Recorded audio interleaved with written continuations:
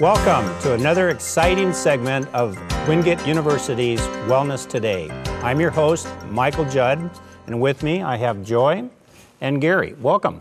Thank you. It's good to be here. Great to be here. Well, we're at part 2 of our segment, and we're going to be speaking about nutrition today. But previously, on a previous show, we had our segment on exercise. So we had some fun last week, didn't we? Sure did. So, Joy, would you explain to the audience what we did? Sure. We want to talk to you today about eating healthy. And we did a little skit last week to demonstrate how sometimes we think the choices that we make are good choices, when in fact, maybe they're not such great choices at all. So let's roll the film. Hi there, Joy. How are you doing? Hey, Gary. Hi, so it's great good to see you. How are you today? Oh, doing very good. What are you reading? Well, I've been thinking a lot lately about being healthy. You know, you hear a lot about it. People talk about exercising, Sure. working out, eating good. So I don't know a whole lot about that. So I picked up this book at the bookstore, and I have learned so much about being healthy, what that really means. I mean, I think sometimes people are confused about what it means to be healthy. I think you're right. And there's a lot of great things in here. You know, it's talking about how to exercise the right way, how you really want to get your heart rate up. Sure. You know, you want to keep your heart rate high for an extended amount of time. Sure. And keeping yourself hydrated. And there's a great section on nutrition and how to eat healthy, and how sometimes you think you're eating healthy, but you're really not. Right. So there's a lot of good things. And speaking of food, I am about to starve. Are you ready to go to lunch? I am ready. I think Mike is inside the center exercising. I think you want to go to lunch with us. Oh, that's great. That's great. So we'll go grab Mike. Okay, very good.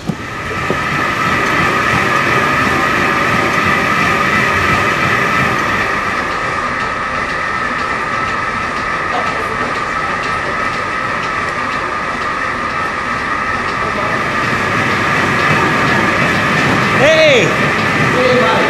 How's it going? All right. Ready for lunch? Oh, I'm ready for lunch. Give me 1 minute. I'm almost finished here. Hey, I'm pretty proud of myself. I've been walking for 30 minutes. 30 minutes. 30 minutes. I'm going to lose some weight. I burned 60 calories. 60 calories. Yeah. Oh, just a second here. 60 calories. I've been doing this for 3 weeks. Did you say 60 calories? 60. That's what it says on the machine. Okay. Just finishing my cool down. Okay. Okay, well, we'll just wait up for you over here, okay? Okay, I'm finished. Okay. All right, great. Oh, terrific. Feel good.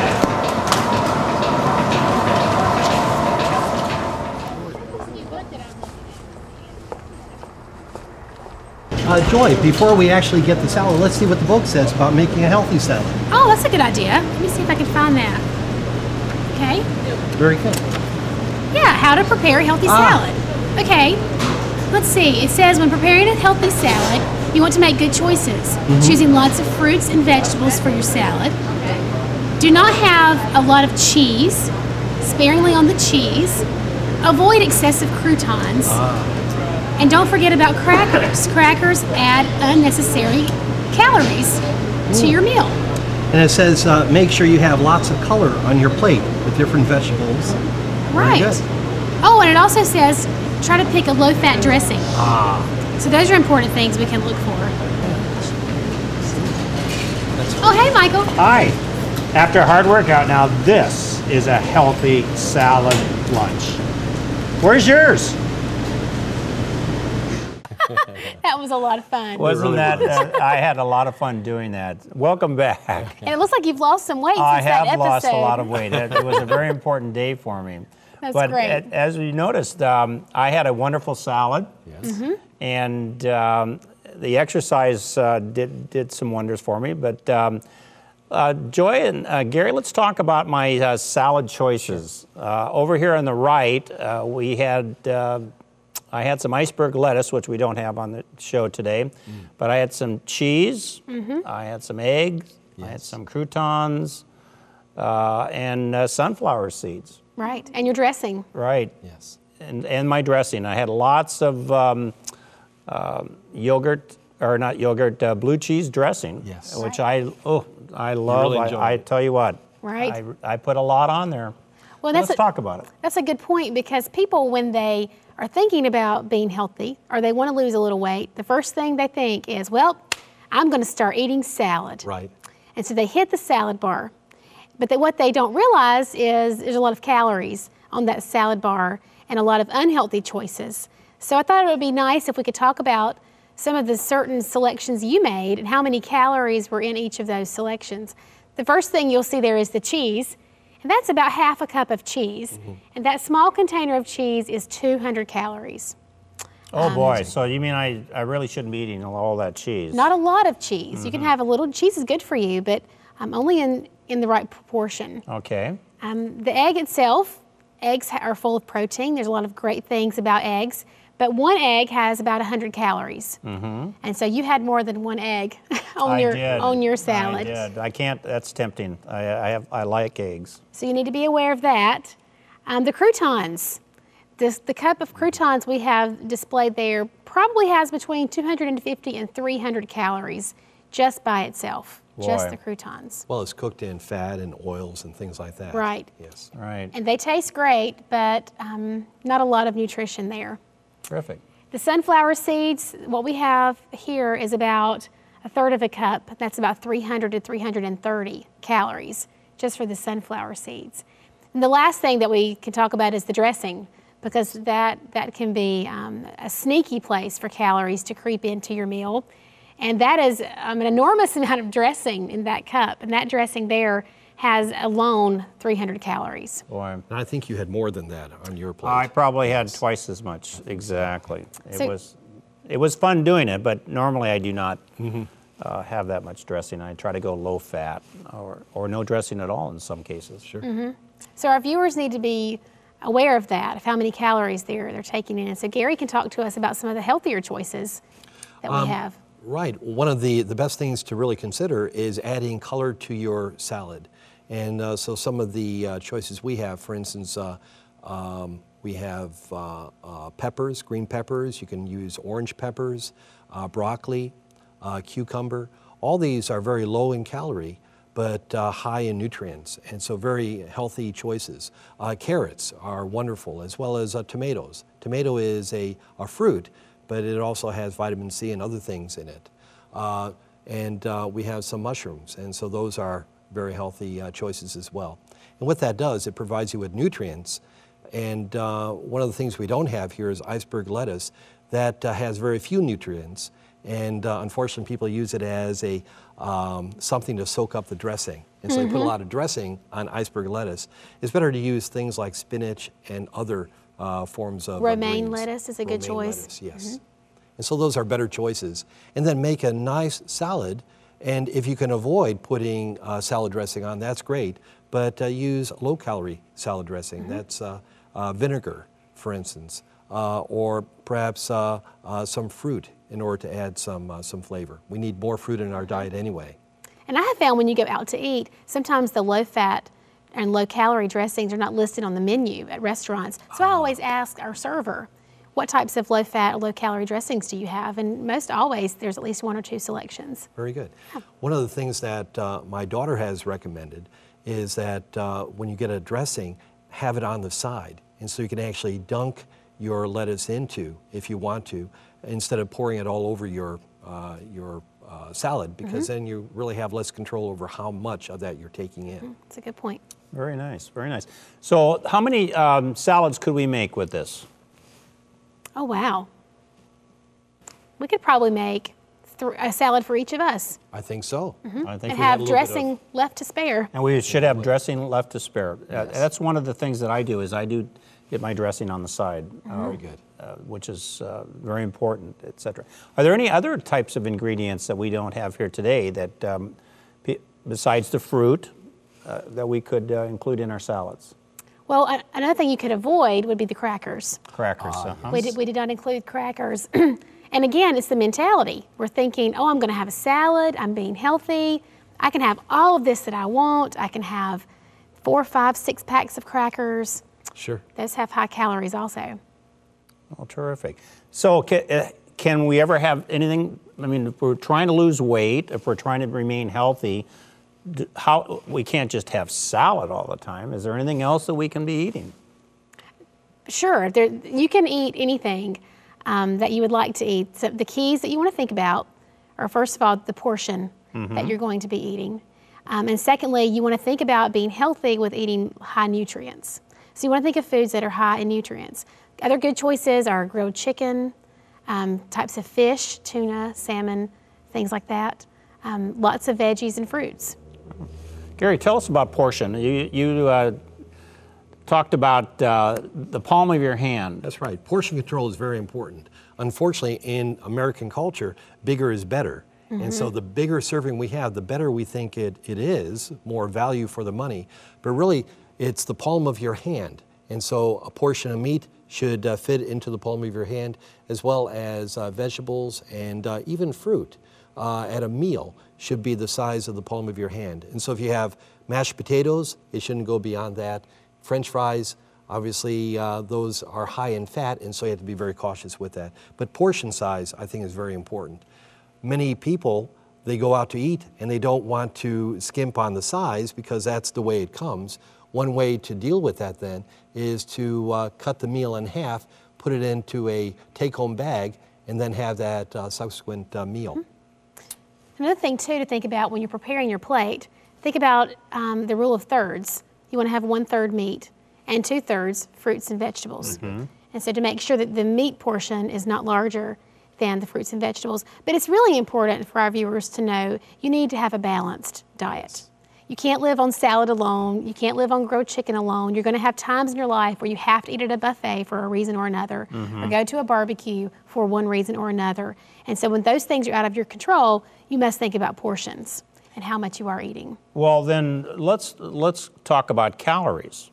How many calories do we need on a daily? It varies person to person. Someone your size would probably need about 2,000 calories to maintain a healthy weight. Someone my size would need maybe 1,500, 1,400 calories a day. And then, of course, if you exercise, that gives you room to have more calories because you are burning calories through your exercise. I think just in our segment, when I was on the treadmill, I was walking at a very slow rate. My heart rate wasn't very high at all.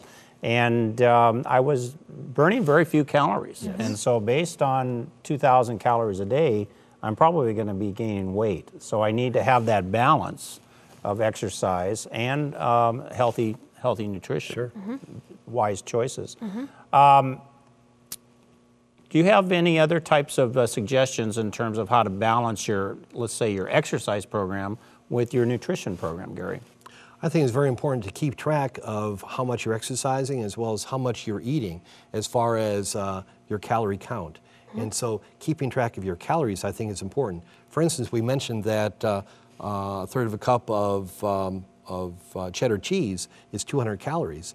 Well, if you look to see how much you have to exercise to burn up 200 calories, that's significant. I think a lot of people think, well, I exercise a little bit, therefore I can get that Whopper.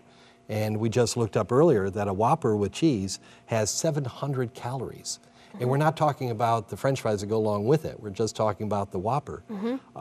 And to exercise for 700 calories, you'd have to be on the treadmill for 45 minutes, going at 4 miles per hour in order to really burn that amount of calories. So it's important for us to be aware of that.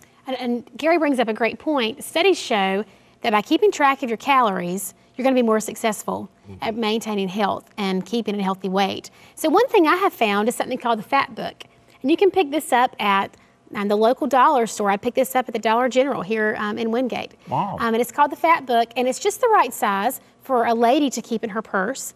And you can take this out to eat with you or take this with you to work, and everything that you eat, you keep track of it. You write down what you ate for breakfast, lunch, dinner, write down the drinks that you've consumed, if they are calories in those drinks. You write down the snacks that you've had, and you have a number in mind. If you know that you want to eat about 1,800 calories that particular day, then make sure that what you're writing down doesn't go over 1,800 calories.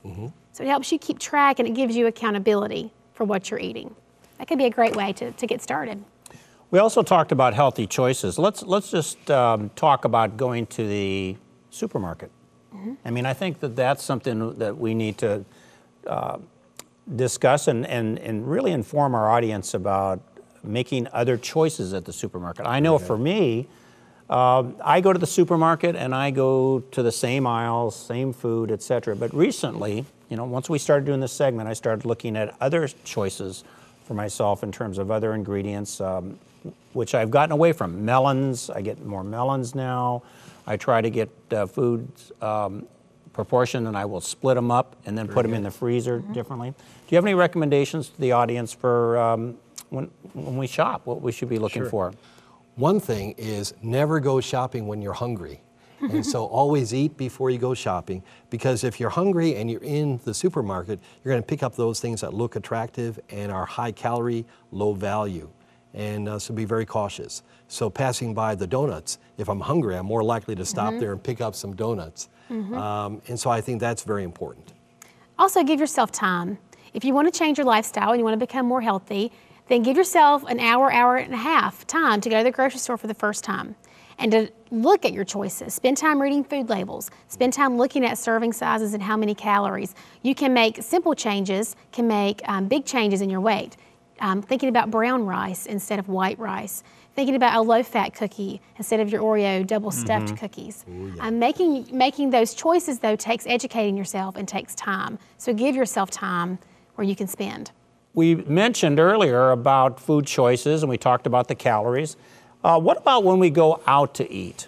How can we control our portions, or what should we be looking for? Well, there's a lot of temptation going out to eat. We live in a fast-paced society, and drive-through menu choices are not so great. And everywhere you turn, there's a new dollar menu. And so we feel with the economic crunch that we're in, that we're getting more for our money if we choose off the dollar menu and we get the value fries. But going out to eat is a challenge. So we have to realize that there's a lot of temptation, and we have to come prepared for those temptations. With having the web accessible to almost everyone, it's so easy for us to get online and take a look at what are our caloric choices. What is going to be the most healthiest menu item that we can choose? And I think that going out to eat, you need to be planning and preparing. Have your mind set on what you can choose. Because when you go into the restaurant and you look at the menu, you can feel temptation. You can think, well, maybe this club sandwich is my best choice. But when you arm yourself with education and you know what your healthiest choices are, you already have that in your mind, you're ready to order that, and it's a good thing for everyone. Good. Gary? Very good. I think preparation is very important, but also I think being mindful that when you're eating, the goal is not to eat as quickly as possible. We talk about fast food, and really our culture looks at eating quickly. We like to eat quickly and get out. But really, if you eat too fast, you go beyond the ability of the body to sense when it is full, and we overeat. So we see a plate, we think it's a full plate, I'm going to finish it all. Instead, what we need to do is eat until we are satisfied and then take the remainder home with us. And so I think that's a good way to look at eating out, view it as a way of having a second meal, especially in these economic times, a second meal for later. I think that's a good point. When I go out to the fast food restaurants or the drive-thrus, et cetera, I do look at the dollar menu. I choose not to get French fries like I used to. I try to cut back. And if you think about it, when we go to a sit-down restaurant and we order a cheeseburger, and if our calculations are correct, if it's around 600 or 700 calories for a cheeseburger, why not cut it in half and share it with your children or your spouse or your significant other? Sure. I know that when I was traveling with my children, we would treat them, and we would stop at a drive-through drive-throughs like McDonald's restaurant. Thank you. And I learned very quickly that I did not have to order a meal because my children never finished. So I would just eat their meal, and it was very good for me. So I thought that was very good strategy. Are there things that we could be looking for when we go out to eat? Well, you want to think about avoiding the big fat yeast rolls that come prior to the meal. The hush puppies when you go out to a seafood place. Don't forget, those are very, very high in calorie. So they're going to increase what's called your glycemic index and can increase your risk for diabetes, and you have to be very careful about what you're going to intake. And you need to be thinking about the drink that you're going to choose. Because if you're like me and you love sweet tea or you love a full-fledged soda, don't forget about those calories. Choosing water or choosing even like a light lemonade is also a good strategy to think about. One of the problems, though, is very often people will get a diet drink, think that now they can go ahead and get something that's high in calories. And unfortunately, diet drinks don't decrease the amount of calories you're taking in otherwise. And so be very cautious about that. Right. Well, let's talk about diet drinks. Didn't we bring a little sample of a regular soft drink? Yes. Yes. So we have a little sample here. This is, what is this again, Gary? That's sugar. That's the amount of sugar in one 12-ounce can of a regular soda. And so I don't know how many teaspoons that is. It's about 10 teaspoons. 10 teaspoons. That's an incredible amount of sugar. So One can. one in one can. So that's very important for us to be aware of. Even sweet tea can have a lot of sugar. I don't know if this amount of sugar, but still a lot of sugar. And we're not even aware of that. That goes in as a liquid, and it doesn't provide any sort of satiety, so you don't feel full after you drink it. Right. And so to be cautious about that. And North Carolinians love their sweet tea, don't they? That's huh? right. That's right. But that's where our fat book can come in again.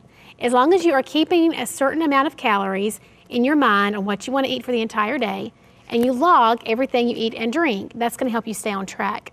That's going to help you realize the amount of calories in that can of Coke or the amount of calories in that sweet tea versus the amount of calories in your meal. Terrific. Now, does that mean that people can't have a treat occasionally? Oh, not at all. It's all about portions. You need to think about that. If you want to have a slice of cake, just add that in to your calories. And every so often, you should treat yourself. Because if you tell yourself you can never have another brownie, you're going to fail at trying to be healthy. You have to allow yourself to enjoy eating at certain times. Yes. Well, let me ask a question. Are there, with the internet right at our fingertips, and of course, the public libraries, we can walk into the public library, but are there any reference books that I might be able to pick up that would be helpful to me? There are just numerous books out there. One that we have found is called Eat This, Not That. And it provides great strategies. For example, did you know that a Krispy Kreme donut has 130 fewer calories than a Dunkin' donut? Oh my So goodness. something very simple like that can help you. So when you do want to splurge a little bit and have an extra treat, you can still be healthy. And did you know that an Egg McMuffin is a healthier breakfast choice than a bagel? I had no idea. Because of the calories. So this is a great book you can pick up at your local bookstore. It gives you all types of restaurants, and it tells you what's healthy, what's the most healthy, and what you should choose, how you can make your plate more healthy. Well, I love those bagels. I'm going to have to make a choice and make some changes in my lifestyle, exactly, or my eating habits. Well, terrific. Gary, tell us a little bit about diet drinks a little bit more. You had mentioned that there was a study that people tend to gain weight when drinking diet drinks. Well, and that was recently on the news that a study has shown that people that drink diet drinks tend to gain weight. And part of that is because of the mentality that if we drink a diet drink, therefore we're allowed to eat a little bit more. And unfortunately, it doesn't work that way.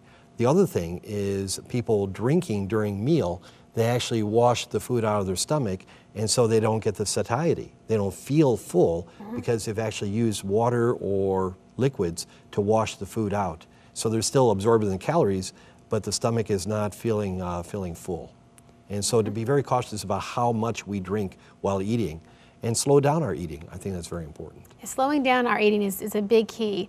I've heard it said that for every bite of food you take, you should put your fork down and you should wait 10 seconds before taking another bite. Interesting. And chewing your food effectively. We are in such a hurry that we eat so incredibly fast, that we swallow so fast, and we just shovel our food in. We need to enjoy our meal. Yes. Enjoy the time that we have with the people that we're eating with. Enjoy the food, taste the food, and we'll see health benefits from that. And I think it comes back to planning. We've fallen away from our traditions of sitting down with the family at dinner time, breakfast, talking about the day, what we're going to do for the day, and then coming back in the evening and sitting down and talking about what we accomplished during the day. And I think that we're in those automobiles and we're grabbing that fast food and we're eating on the run quite a bit. And I think that That's something that through planning, through use of the Fat Book, you can establish a plan. Sure. We're going to have 1 or 2 meals a week together as a family. Yes. And I think eating can be an enjoyable social experience as well, with not just your family, but with friends. As long as we have portions, we think about our portions. Control. Yes. I think it's too very important for us to talk a minute about fad diets. Okay. So many people with our society, they want a quick fix. They may have gained 50 pounds over the last 3 or 4 years, but they want to lose that 50 pounds in 2 weeks. And so they see on television this new diet, this brand new fad diet. Buy this book and your life will be changed forever. And we need to make sure our viewers are aware there's no quick fix to losing weight. If you need to lose quite a bit of weight, it took a while to get that weight on, it's going to take a while to get that weight off, and it's going to take a lifestyle change. Right. In fad diets, we really have to be concerned about our health because we just can't lose 15 pounds a week. And you look at the reality shows that are on now with people, large people trying to lose weight. It's a difficult process, and we need to see a doctor. Right. Fad diets tend to tell you you don't have to count calories. Just eat all of this kind of food or avoid all of this other food, and it makes it easy. So the choices become easier, so some people grab a hold of that and use that as their way of losing weight. But really, the best way to lose weight is to keep track of how many calories go in, how many calories go out. Exactly. And that's a safe way to lose weight. And go ahead. And most people can't stick to a fad diet. No. If you're going to do a diet where all you eat is protein and you don't eat any carbohydrates, you're not going to be able to stick to that. Very few people, and it's not healthy for your kidneys, taking in too much protein. Sure. We need to have a balanced diet. Well, terrific. Well, this has been a wonderful segment, and we've talked about nutrition, and we want to balance our exercise, balance our portions for our meals. Yes. And we hope that this show today was beneficial to the audience. And we look forward to seeing you in the supermarket making those healthy choices and seeing you out on the roads walking or jogging or riding your bike, especially with your family. So thanks again, and my name is Michael Judd with Gary Yurimovich and Joy Green, Wingate's Wellness Today. Thank you.